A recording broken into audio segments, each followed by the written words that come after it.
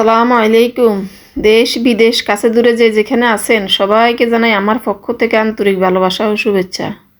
বরাবরের মতো আপনাদের মাঝে চলে আসলাম নতুন একটা ভিডিও নিয়ে। আশা করি আপনাদের কাছে ভালো লাগবে। ভালো লাগলে অবশ্যই আমার ভিডিওটি লাইক করে দিবেন, আর খুব বেশি ভালো লাগলে সাবস্ক্রাইব করে দিতে ভুলবেন না। আর ভিডিও সম্বন্ধে কোনো মতামত জানতে চাইলে আমার ভিডিওটা একটা কমেন্ট করে দিবেন।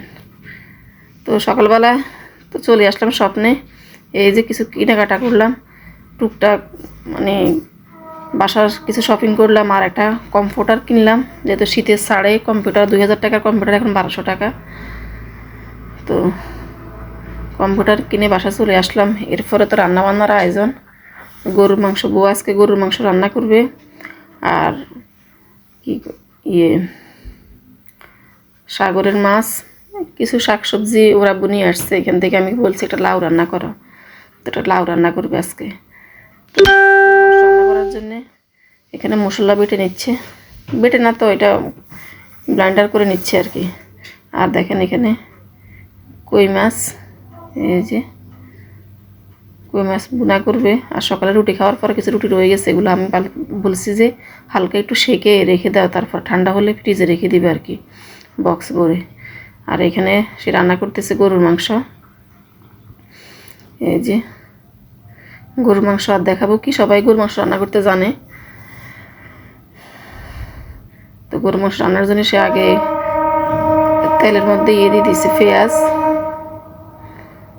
এখন, আর গরম মশলাগুলো আদার দারচিনি, এলাচ, তেজপাতা এগুলো দিয়ে দিল। এরপরে দিয়ে দিল আদা রসুন। এই তো মশলা কষিয়ে রান্না করবে আর কি। এই যে এখানে দিয়ে দিল জিরার গুঁড়া, ধনিয়ার গুঁড়া। তো আমার প্রেসার কুকার এটা আবার একটু ছোটো, মানে মাংস একটু বেশি হলে জায়গা হয় না আলু দিলে, ঝোল দেওয়া যায় না। তো আমি বলছিলাম বউকে যে এক কাজ করো, এটাতে একটু ভালো করে সিদ্ধ করে নাও, এরপর অন্য পাতিলে ঝোল দিয়ে বসিয়ে দিও, আলু দিয়ে আলু কষিয়ে। তো সবসময় আমরা এইভাবেই করি। আরও একটা বড় প্রেসার কুকার আছে, ওটার মানে রাবারটা নষ্ট হয়ে আছে, সিসি আসে না আর কি। তো দেখা যাক, যদি পারি পরে আর একটা বড় দেখে নিব, ভাবতেছি আর একটা বড় দেখে প্রেসার কুকার কিনবো। এটা তো 2 কেজি মেবি 2 কেজি আসলে হয় না, 2 কেজি ঝোলে টোলে একটু বেশি হয়ে যায়। 1 কেজি মাংসতে আধা কেজি আলু দিলে এরপরে ঝোল টোল মিলে 2 দিন মানে উফুর হয়ে যায়। আর এখানে বউ আলুগুলো একটু মানে করে নিচ্ছে, তেলে ভেজে নিচ্ছে। আবার গরু মাংসের সাথে আলু তেলে একটু ভেজে তারপরে দেয়। তো একদিকে বউ রান্না করতেছে গরুর মাংস, আর একদিকে আলু ভাজি করে তারপর দিয়ে দিচ্ছে। এই যে এখানে দেখছেন একদম উপুর হয়ে গেছে না। এরপরে হাজব্যান্ড বাজার থেকে কিছু বাজার নিয়ে আসলো। এই যে এখানে সিরকা আনলো, পাঁচফোড়ন, আচার করবো আগেই কতগুলো জলফি আনি রেখে দিচ্ছে। তারপরে চিনি কম থাকাতে আমি আর করিনি, বলছি যে চিনি নিয়ে আসো তারপরে করব। তো ফ্রিজে রেখে দিলাম। এরপরে এখন তো সিরকা, চিনি এগুলা নিয়ে আসছে যা যা লাগে। আর কিছু দেখেন বাজার নিয়ে আসছে, এখানে কিছু সাগরের মাছ, মোলা মাছ, আর কিছু চিংড়ি মাছ, আর এখানে একটা লাউ, তারপরে ফুলকপি। এই তো শীতের সবজি, মূলা, যা যা লাগে এগুলো আর কি নিয়ে আসলো। এই যে এখানে সে এখন মানে করতেছে সাগরের মাছ, আজকে সাগরের মাছ রান্না করবে। এগুলো আবার আমি এভাবেও রেখে দিই করে কিছু সাগরের মাছ। আমি বলছি আমার হাজব্যান্ড তাজা তাজা খেতে যাচ্ছে, তো আমার আম্মা আবার আমার বাসায়, তো আমি বলছি যে গরুর মাংস তো আমরা খাবো, আর অন্যান্য কিছু তো অন্যান্য মাছ আমরা খাবো, কিন্তু আম্মার জন্য আর আমার হাজব্যান্ডের জন্য কয়েকটা মাছ মানে বুনা করার জন্য, তারপরে কয়েকটা মাছ সে বুনা করলো তাজা তাজা আম্মার দেওয়ার জন্য, আর আমার হাজব্যান্ড 2টা খাবে আর কি। সবাই আবার গরুর মাংস খাইলে আমার ছেলেমেয়েরা কেউ আবার মাংস খায় না, আরে মাছ খায় না। তো আমার হাজব্যান্ডের জন্য মাছটা বুনা করছি আর কি, আর আমার আম্মার জন্যে। আর এখানে এই যে এখানে এখন মাছ রান্না করবে, আর লাউ রান্না করবে।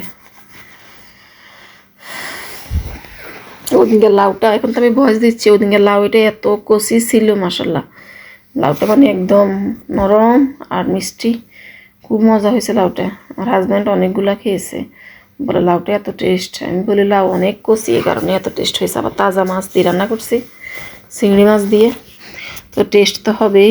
এটা হলো পরের দিন সকালে, সকালে না রাত্রে, সন্ধ্যার পরে আমি আবার আচার করব। তো আগে জলফিগুলো সিদ্ধ করে নিচ্ছি, সিদ্ধ করে ভালো করে পানি ঝরিয়ে নিব আর কি। এখন এই যে পানি দিয়ে দিলাম সিদ্ধ করার জন্যে।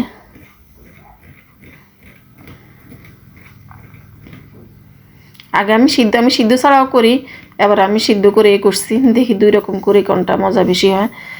এখন জলফিগুলো ভালো করে পানি ঝরিয়ে এখন এই যে টেবিলে নিয়ে আসছি। তারপরে ফ্যানটা ছেড়ে দিলাম ঠান্ডা হওয়ার জন্যে। ঠান্ডা হলে এটা একটু হাতে কষলিয়ে নিব, এই যে এখন হাতে কষলিয়ে বসিয়ে দিলাম। তো পুরোপুরি আসলে ডিটেলস ভিডিওটা শেয়ার করা হয়নি, মানে তেলের মধ্যে আমি পাঁচফোড়ন, জিরা আর একটু রসুন বাটা দিয়ে কষিয়ে তারপরে দিয়ে দিলাম জলফি, এরপরে লবণ দিলাম, মরিচের গুঁড়া দিয়ে দিলাম। এখন নাড়তেছি। আচার করতে একটা জিনিস খেয়াল রাখতে হবে, খুব নাড়াচাড়া থাকতে হবে, কারণ আচার লেগে গেলে আচার খেতে একদম টেস্ট হয় না। এখন আমি প্রচণ্ড লাড়াচাড়া করতেছি, লাড়তে পরে তেল যখন উঠে কালারটাই চেঞ্জ হয়ে যাবে, তখন বুঝবেন যে আপনার আচারটা খাওয়ার জন্য রেডি। তো এরপরে মোটামুটি হয়ে আসছে। আর এখন দিয়ে দিলাম চিনি, প্রচুর চিনি লাগছে, চিনি মানে অফ ক্যামেরা আমি আরও দিয়েছি, এই যে 2 কাপ দিলাম, পরে আরও দিয়েছি অবশ্য, ওইটা আর ভিডিও করা হয়নি। এখন ভালোভাবে লাড়তেছি, ভালো নাড়তে এটা একদম কালার যখন লাল হয়ে যাবে, তখন মনে করবেন যে আপনারা আচার খাওয়ার জন্য রেডি। এই যে আস্তে আস্তে কালার চেঞ্জ হয়ে যাচ্ছে। এরপর যে আমি দিয়ে দিব সিরকা, আর কতক্ষণ পরেই যে এখন সিরকা দিয়ে দিচ্ছি। সিরকা দিলেই মানে টকটা আরও বেড়ে যায়, তখন মনে হয় আবার আমি একটু চিনি দিয়েছি আর কি। আর সিরকা তো টক, আবার সিরকা দেওয়া স্বাদের জন্য তো দেওয়া না, এটা হয়েছে আচার ভালো রাখার জন্যে, সেই জন্যে দেওয়া, এই আর কি।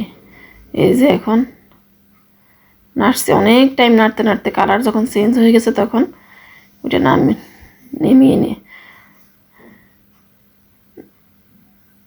এই যে এখন নাড়তেছি একদম 1 ঘন্টা পর্যন্ত নেড়ে, এটার কালার চেঞ্জ হওয়ার পরে নামানো হয়েছে আর কি। এরপরে আমরা পরের দিন চলে গেলাম। আমার বোন আবার আসছে ঢাকা থেকে, বোনের মেয়ে। তো ও প্রত্যেকবার আসলেই বলে কুমিল্লা বিজয়পুর মাটির মৃৎশিল্প যে কারখানাটা আছে না, ওইখানে যাওয়ার জন্যে।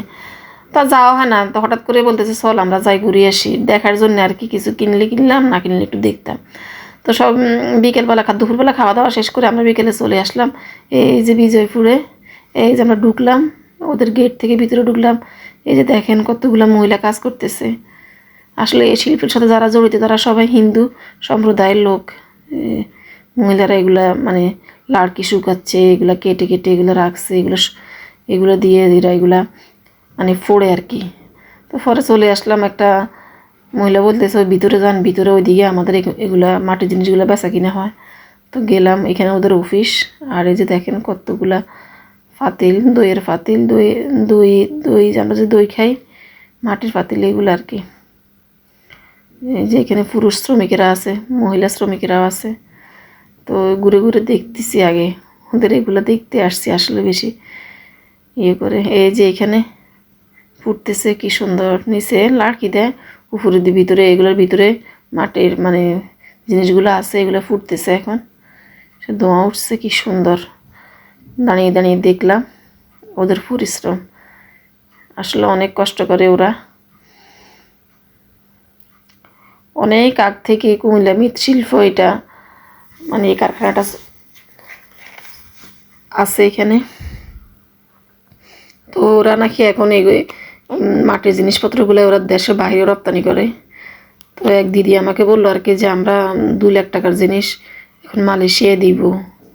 বিভিন্ন মালয়েশিয়া, ইন্দোনেশিয়া, বিভিন্ন দেশে এরা এগুলা মানে রপ্তানি করে আর কি। তো আমরা সবাই মিলে গিয়েছি, এই যে এখন ওদের ভিতরে যেখানে যেখানে বিক্রি হয় এগুলা দেখতেছি জিনিসগুলা কি ঘুরে ঘুরে। তো কারখানা হিসাবে আমরা ভাবছিলাম যে হয়তো কিছু দাম কম হবে, কিন্তু এখন আর দাম কম না, এখন আমার কাছে দাম অনেক বেশি লাগছে। আমার ছেলের বউ বলতেছে আগে নাকি দাম কমই ছিল, এখন দাম বাড়িয়ে দিয়েছে। তো অবশ্যই সব কিছুর দামই বাড়ছে, তো তারা তো বাড়াইয়ে দিবে, এটাই স্বাভাবিক। এরপরে দেখলাম আর কি টুকটাক কিছু শপিংও করলাম, আর দেখতেছি এরা কীভাবে তৈরি করতেছে। দেখেন কি পরিমাণ পরিশ্রম করে মহিলাগুলা। এই যে একটু হাতও ব্যথা পায় না, কি সুন্দর হাতের মানে হাতের দ্বারা ওরা কীভাবে তৈরি করতেছে, হাত ঘুরিয়ে ঘুরিয়ে, আর মেশিন দিয়ে চাপ দিয়ে এগুলা করে। এই যে অনেকগুলো মহিলা শ্রমিক এখানে কাজগুলা করতেছে।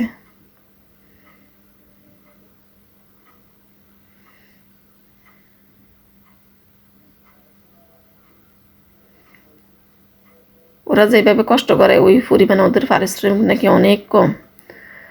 আর দেখেন এখানে শুকাইতে দিছে এগুলা মনে হয় দইয়ের পাতিলে। হ্যাঁ, আবার অনেকে অর্ডার দিলেই দিয়ে যায়, তারপর ওরা নাকি বানিয়ে দেয় যেভাবে বলে ওইভাবেই। আপনি কোনো কিছু তৈরি করলে বা কোনো কিছু যেন অর্ডার দিলে ওরা ওইভাবে তৈরি করে দিবে আপনাদেরকে। আড়ং থেকে নাকি অর্ডার আসে, তখন ওরা নিজেরা অর্ডার নিয়ে এরা যেভাবে বলে আড়ঙের লোকেরা, তখন ওরা ওইভাবে বানিয়ে দেয়। এগুলোও মানে কারখানার লোকগুলো আমাদেরকে বলছে আর কি। এখানে হয়েছে এই যে পুরুষ শ্রমিকেরাও কাজ করে এখানে, ওইদিকে মহিলারা করে। তো চলে আসলাম পরে বাসায়। তো বাসায় আনি দেখতেছি আর কি কী কী জিনিস কিনলাম, কত টাকার জিনিস কিনলাম। এই তো এই যে হ্যাঙ্গিং একটা ওয়ালম্যাটে তো এটা আমি নিয়েছি আর কি। আমার বোনও কিছু পাতিল নিয়েছে, আর আমি কিছু হালকা পাতলা কিছু জিনিস নিলাম। এই পাতিলগুলো আমার বোনে নিয়েছে। এই যে এগুলো কত করে, মেবি 200 করে বোধ হয়। দাম কোনো অংশে কারখানা হিসেবে দাম কোনো অংশে কম না। আমরা যেহেতু সরাসরি কারখানায় গিয়েছি, তারপরেও দাম আমার কাছে কম মনে হয়নি। এই যে পাতিলে 3টা পাতিল আমার বোনে নিয়ে আসছে ওর জন্যে।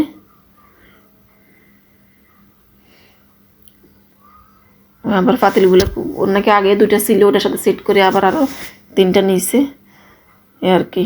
এগুলো পাতিল না, এগুলো হচ্ছে মানে সার্ভিং ডিশ। এই তিনটায় আর একটা কাপ, এই 3টা মিলিয়ে ও 660 টাকা নিচ্ছে বোধ হয়। 660। আর এটা হলো আমি নিয়েছি। আর এই যে লবণ রাখার জন্য অনেক দিনের শখ আমার, এটা নেওয়ার জন্যে এটা নিলাম। এটা মনে হয় 230 নিয়েছে, আর ওইটা 200 টাকা নিছে। হ্যাঙ্গিং যে ওয়ালম্যাটটা ওইটা কাপ, এটা 120 টাকা করে নিছে। এই যে 2টা কাপ নিলাম। আর কি নিলাম, আর 2টা প্লেট নিয়েছি বোধ হয়। তো আমার এই 2টা প্লেট, 2টা কাপ, একটা লবণদানি আর একটা ওয়ালম্যাট মোট 800 কত নিল, 860 টাকা। হেরা 960 টাকা আসছে, আর তারপর 100 টাকা শুধু ডিসকাউন্ট করছে, আর 860 দিছি আমি। তো আজকের ভিডিওটা এই পর্যন্তই। সবাই ভালো থাকেন, সুস্থ থাকেন। দেখা হবে পরবর্তী ভিডিওতে। আল্লাহ হাফেজ, আসসালামু আলাইকুম।